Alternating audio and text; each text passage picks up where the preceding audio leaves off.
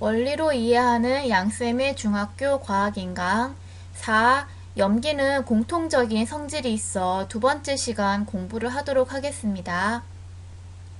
수산화 나트륨 수용액과 암모니아수는 둘 다 염기인데요. 염기에다가 간이 전기 전도도 측정 장치를 집어넣으면 전류가 흘러서 전구에 불이 들어오잖아요.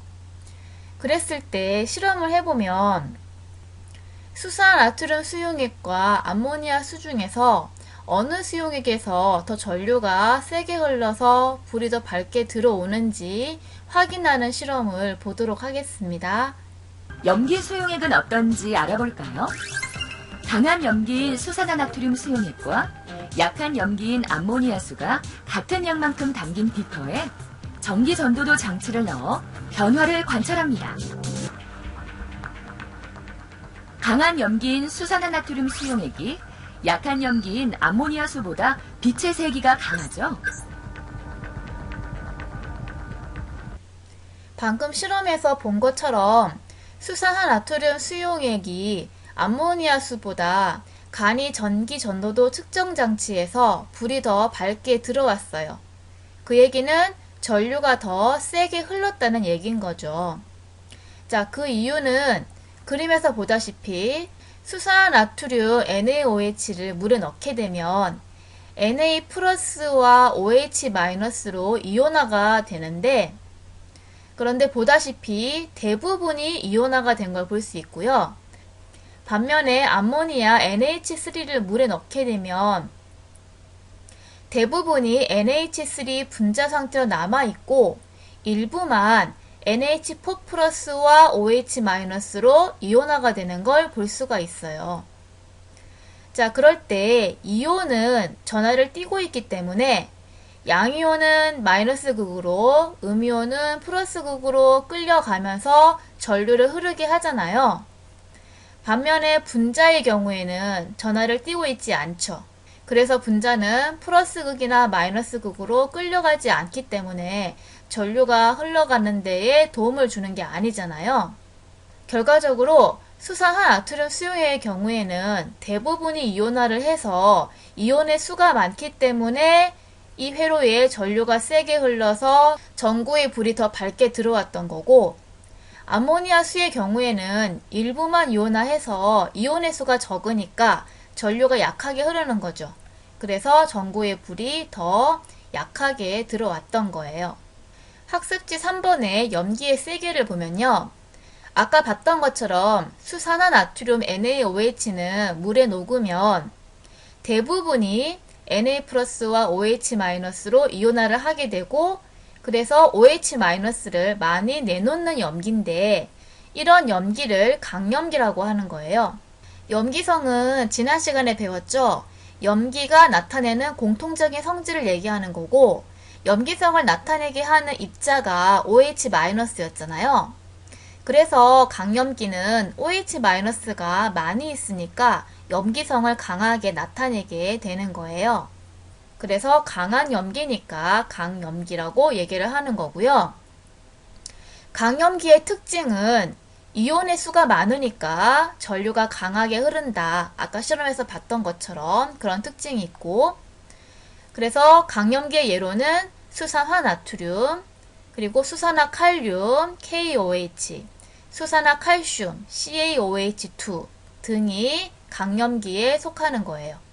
반면에 수산화 마그네슘 MgOH2의 경우에는 물에 녹았을 때 일부만 Mg2 플러스와 OH 마이너스, 이거 두 개죠. Mg2 플러스랑 OH 마이너스 두 개, 이렇게 1대2의 비율로 이온화가 되고요. 일부만 이온화가 되고 대부분은 분자 상태로 남아 있어요. 그래서 OH 마이너스를 적게 내놓는 염기를 약염기라고 하고요. 왜냐하면 OH-가 적으니까 약한 염기성을 나타내게 되겠죠. 그래서 약한 염기라고 해서 약염기라고 얘기를 하는 거예요. 특징은 이온의 수가 적기 때문에 전류가 약하게 흐른다는 거고요. 약염기의 예로는 수산화 마그네슘, 그리고 아까 실험에서 봤던 암모니아, NH3 이런 것들이 약염기에 속하는 거예요. 학습지 4번 여러가지 염기 할게요. 염기는 화학공업에서 중요한 원료로 이용될 뿐 아니라 우리 생활에서도 밀접하게 이용되고 있어요. 우리 생활에서 많이 이용되는 몇 가지 염기의 특성과 용도를 알아보도록 할게요. 첫 번째로 수산화나트륨 NaOH가 있는데요. 보다시피 흰색 고체이고 공기 중에 수분을 흡수해서 스스로 그 물에 녹은 거 보이시죠? 그런 성질이 있는데 그런 성질을 조해성이라고 해요. 그러니까 공기 중에 수분을 흡수해서 스스로 녹는 성질을 조해성이라고 하고요. 말 그대로 이제 이 풀해자, 그러니까 물에 녹아서 풀어지는 성질을 얘기하는 거예요. 그리고 수산화나트륨은 공기 중에 이산화탄소를 흡수하는 성질도 있고요. 사용되는 용도는 비누, 세정제 등에 이용되고 있어요. 이렇게 우리 주변을 깨끗하게 하는 비누나 세정제는 수산화나트륨이라고 하는 강염기가 이용이 되고 있는 거예요. 두 번째로 암모니아 NH3라고 하는 염기는요. 코를 찌르는 자극적인 냄새가 나는 기체예요. 어디서 맡아볼 수 있냐면 화장실에서 나는 오줌 냄새, 이것이 암모니아 냄새예요. 암모니아는 물에 녹는 양은 많아요. 그런데 물에 녹아서 일부만 이온화되기 때문에 약염기예요. 자, 암모니아 NH3를 보면 OH를 가지고 있지 않기 때문에 염기가 아닌 것처럼 보이잖아요. 그런데 암모니아가 물에 이렇게 녹게 되면요. 대부분은 NH3 분자 상태로 남아있지만 일부는 이온화를 하는데 이온화를 할 때 이런 식으로 반응을 해요. NH3 암모니아 더하기 H2O 물에서 물의 H를 암모니아가 가져오는 거예요. 그래서 NH4 플러스 암모늄 이온 더하기 H 뺏겼죠. OH 마이너스 수산화 이온. 이런 식으로 이온화하면서 물에 녹았을 때 암모니아는 OH 마이너스 수산화 이온을 내놓기 때문에 이 암모니아 수는 염기성을 나타내는 거예요. 암모니아의 용도는 질소가 있죠? 질소 비료 만들 때, 또 의약품 등을 만들 때 이용된다라고 해요. 암모니아 기체를 이용한 재미있는 실험, 암모니아 분수 만들기를 해보도록 할게요. 영상을 볼게요.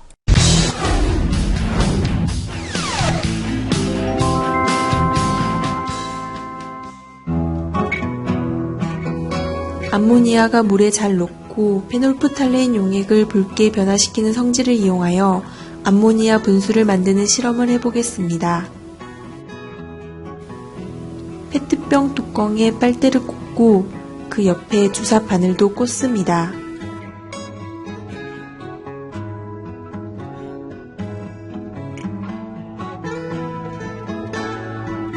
암모니아 수가 든 시험관에 끓임쪽 서너 개를 넣습니다.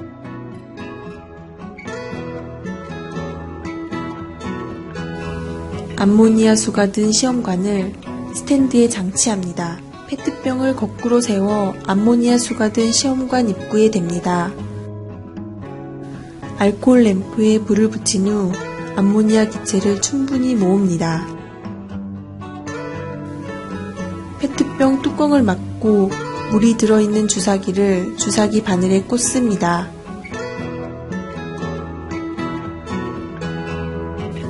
페놀프탈레인 용액을 넣은 물에 빨대를 잠기게 합니다. 주사기로 페트병 안에 물을 조금 넣습니다.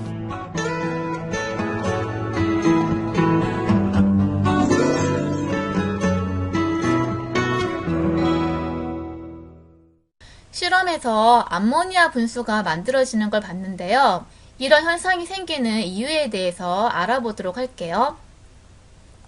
암모니아 기체가 들어있는 페트병에 물을 조금 넣어줬잖아요. 그러면 암모니아 기체는 물에 매우 잘 녹는 기체이기 때문에 암모니아 기체가 물에 녹아서 페트병 안에 암모니아 기체의 양이 적어져요. 그러면 페트병 안의 압력은 낮아지게 되겠죠.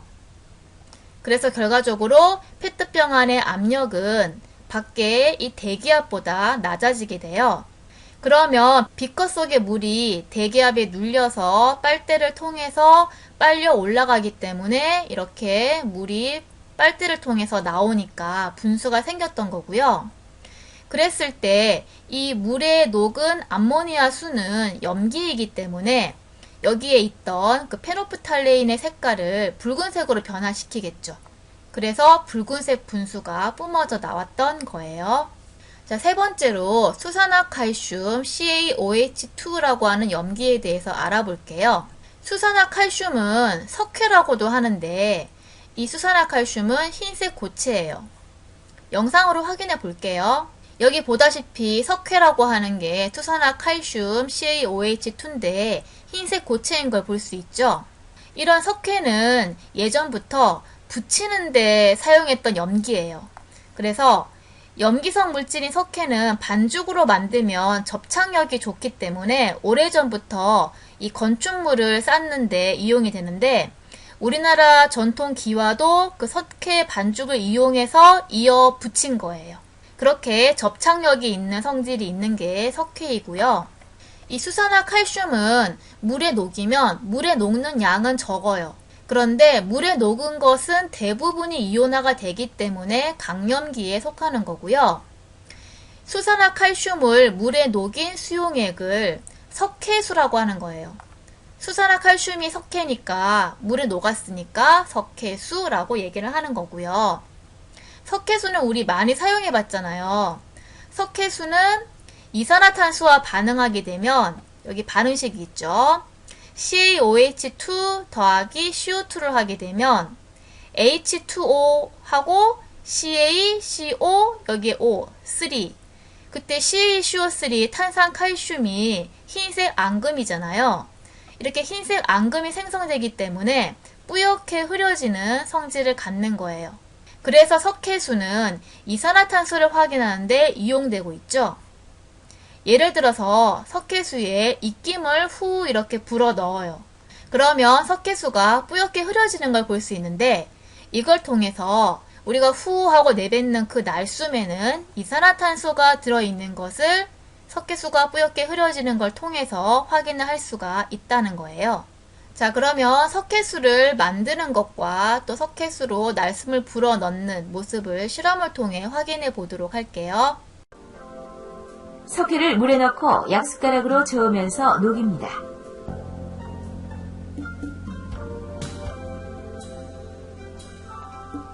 석회를 녹인 물을 잠시 놓아두었다가 윗부분의 맑은 부분만 다른 용기에 담습니다.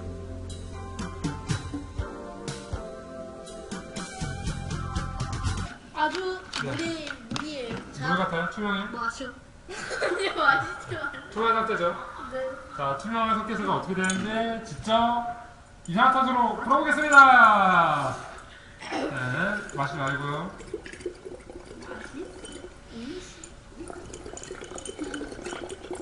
너무 흔들리나? 오, 벌써 빼졌는데요. 조금 더 해볼게요. 자, 이산화탄소를 듬뿍, 내려가고 있어. 듬뿍, 네, 해주세요. 아 이게 너무 간단한데 이렇게. 그리고 우리가 아주 힘든 과정을 거쳐서. 자, 한번 들어봐 주세요. 다 들리고. 아니야. 석회수로 들어가자. 그 다음에 염기로 수산화칼륨 KOH를 알아보면요. 수산화칼륨은 수산화나트륨이랑 성질이 비슷한 강염기예요. 그래서 수산화칼륨도 조해성이 있어요. 용도는 화장품, 의약품, 전지 등에 이용된다라고 해요. 수산화 마그네슘 MgOH2의 경우에는 위산 알죠? 위에 있는 산인데 그건 염산이고요.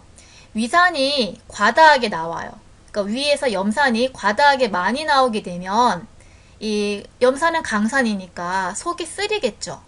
그때 먹는 게 제산제라고 하는 건데 이 제산제를 잘 보면 수산화 마그네슘이 들어있죠. 그래서 제산제에 이런 제산제 먹어봤을 거예요. 이거의 성분이고요. 수산화 마그네슘은 약염기예요. 여기서 제산제라고 하는 거는 말 그대로 산을 누르는 어떤 약재를 얘기하는 거죠. 탄산수소 나트륨 NaHCO3라고 하는 염기는요. 예전에 배웠죠? 빵을 만들 때 빵이 이렇게 부풀어 오르도록 넣는 베이킹 파우더의 주성분이 바로 탄산수소 나트륨이고요. 이것 또한 약염기예요. 여기까지 수업을 마치도록 하겠습니다.